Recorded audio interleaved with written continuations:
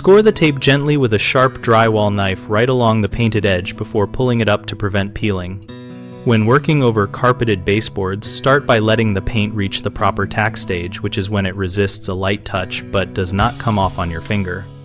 Use a sharp drywall or utility knife to run a shallow cut directly along the seam where the tape meets the painted surface. This severs the bridge of dried paint that would otherwise lift with the tape.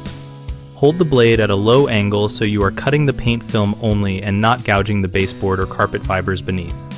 Pull the tape back on itself at a low angle and move slowly and steadily.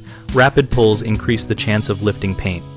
If any paint lifts or the edge looks uneven, wait until the paint fully cures and then feather in a tiny amount of matching paint with a fine brush to restore a sharp line. For touch-up work, use minimal paint on the brush and apply in thin layers to match the original finish and avoid a raised bead.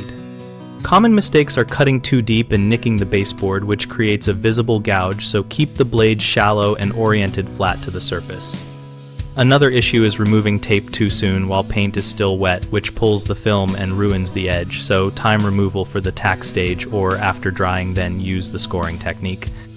A third problem is yanking the tape quickly, which flakes paint off, so always pull slowly at a low angle and retouch any tiny losses with a fine brush rather than trying to fix large areas later. BigHomeProjects.com connects homeowners with local contractors and provides a discussion community where we and other users share real job experiences, tips, and recommendations related to projects like baseboard painting. We help contractors find work by letting them participate in conversations, answer homeowner questions, and showcase their skills to a local audience.